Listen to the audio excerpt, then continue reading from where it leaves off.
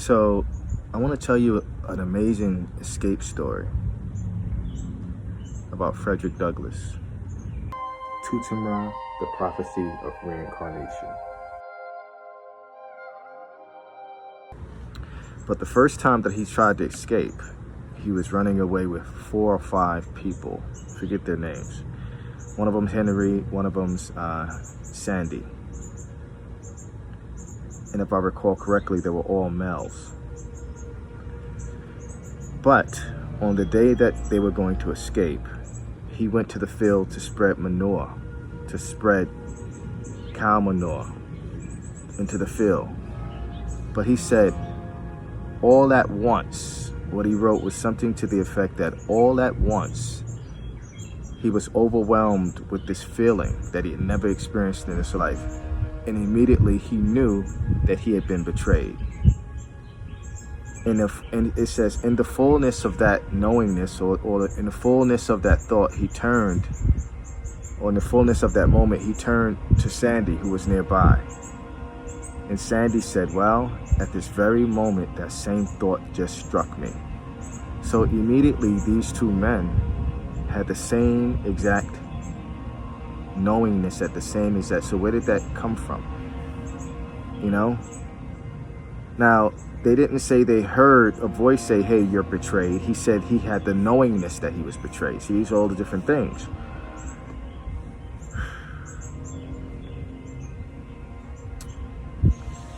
So, why am I saying this? Well, today's Memorial Day. I wanted to tell you that during the experience of chattel slavery in America, that the indigenous African, the goal was to subject the African to block out all light from the sun of knowledge and information. The goal was to raise children, to never educate the children, and just have them work for you. Never ever gaining any knowledge. To keep the dark. So I want to tell you an amazing escape story about Frederick Douglass. Of course, I never heard this until I read his autobiography. I'd never heard this part of his story. Like, there's this part of Mammy Till's story that most people never hear. They never hear about the part where 3 days after Emmett's murder, she has an experience in a room where clouds come into the room and she hears the voice of God speak to her. They don't really tell that part of her story, but she's on record twice talking about it. But Frederick Douglass, I had never heard this part of his story. That on the first time that he was planning to escape, he went to the field, you know, so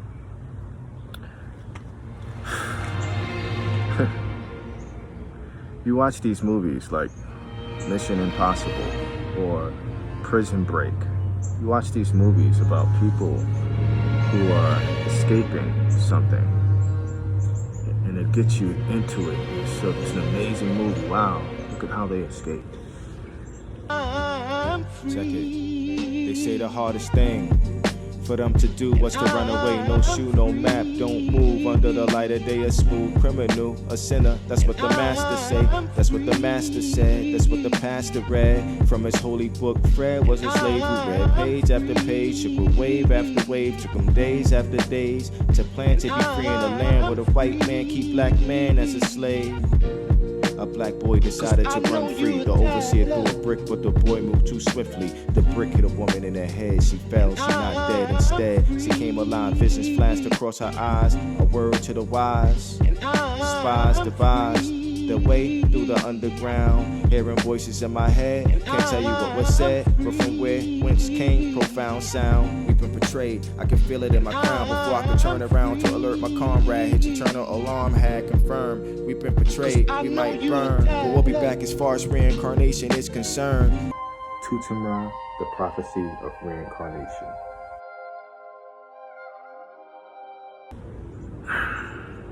The interesting thing about Frederick Douglass's escape is his final, when he actually escaped, he would not detail all the events that allowed him to escape, because he didn't want to give away a secret that might help another person in the future. But the first time that he tried to escape, he was running away with 4 or 5 people. Forget their names. One of them's Henry, one of them's Sandy. And if I recall correctly, they were all males. But on the day that they were going to escape, he went to the field to spread manure, to spread cow manure into the field. But he said, all at once, what he wrote was something to the effect that all at once, he was overwhelmed with this feeling that he had never experienced in his life. And immediately he knew that he had been betrayed. It is true that formerly enslaved Black Americans played a significant role in the origins of Memorial Day. In Charleston, South Carolina, on May 1st, 1865, a group of Black residents organized what is considered the first known Memorial Day commemoration. Wow. I'm a veteran. Wow.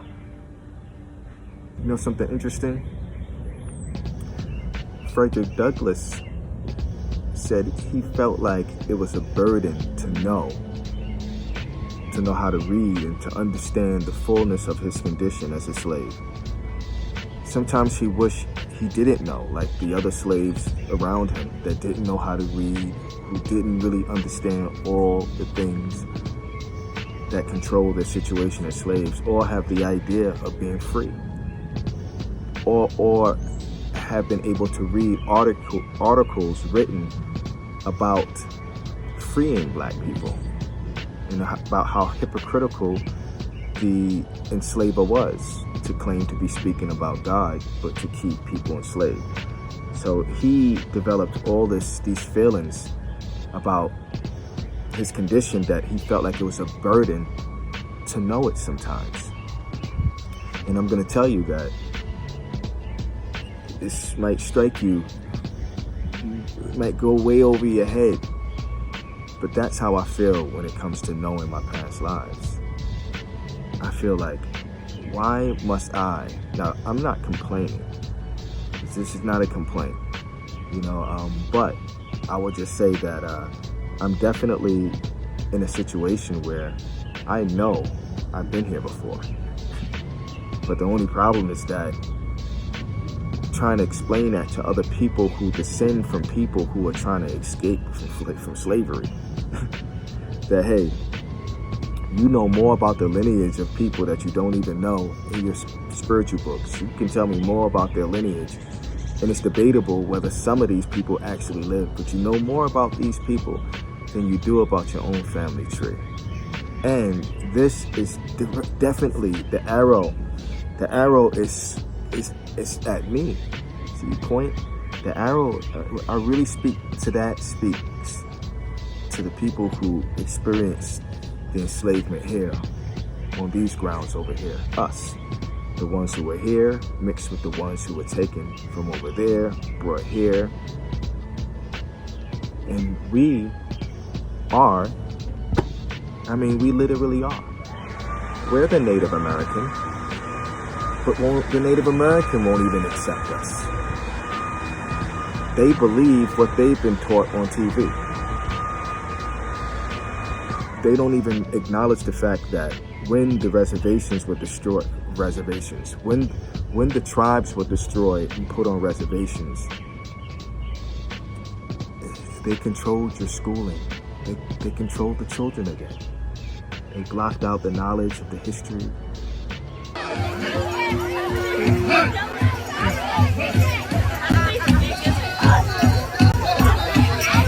Following us, staff carriers, we have our royalty,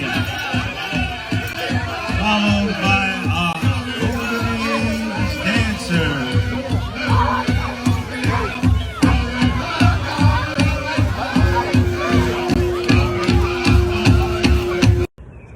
We're not connected there. We're not seen from the motherland. Don't let us ever say that we come from Kemet or Egypt. Oh, that's stepping way out of line. And what is a Hebrew and what is a Jew? Who are you? Who are we really? Right? So to know that I've been here before, and you might be able to see there's a DNA of the physical body and there's spiritual DNA. Your soul has a DNA from where it came from. As above, so below. So everything that there's a physical, there's an unseen. So we're governed to come here by who we came through. And we have these agreements that we take before we come here. And basically when you watch me, you're watching a person who's dealing with the weight of the agreements and the fullness of the knowingness that I'm supposed to share this with you. Because we're trapped inside the body. The soul is trapped inside the body. We don't remember we came here. We think this is our first time. And, it's a crazy nightmare. It's a crazy roller coaster. TutemRa, the prophecy of reincarnation. Speaking of freedom, Memorial Day. It's May 26th, 2025, and there's still so much war and pain in the world.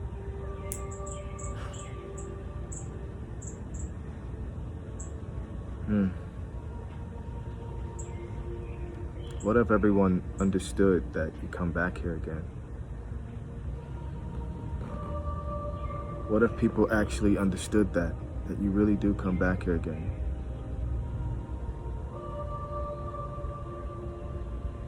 Statistics. I think it's the NBA Finals going on right now.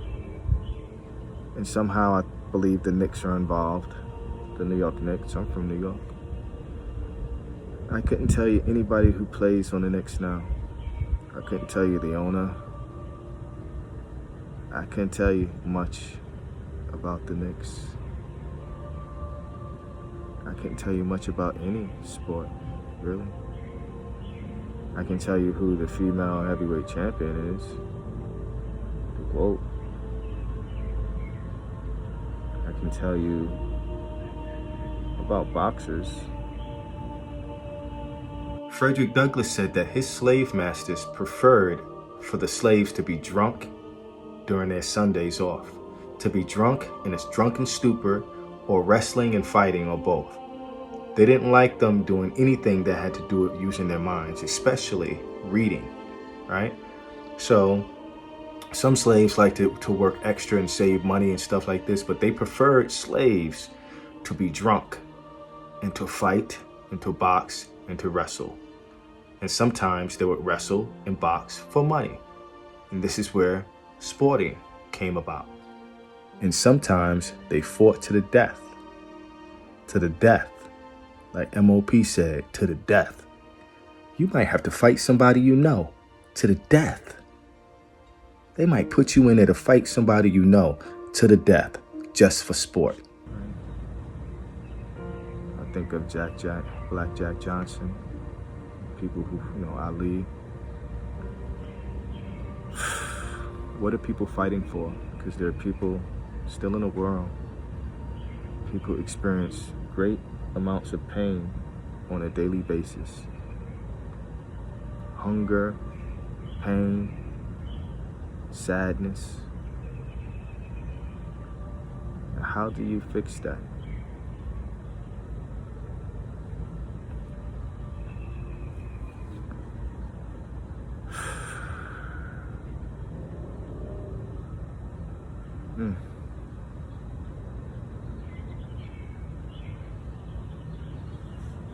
Yo, Emmett Till speaks. Peace.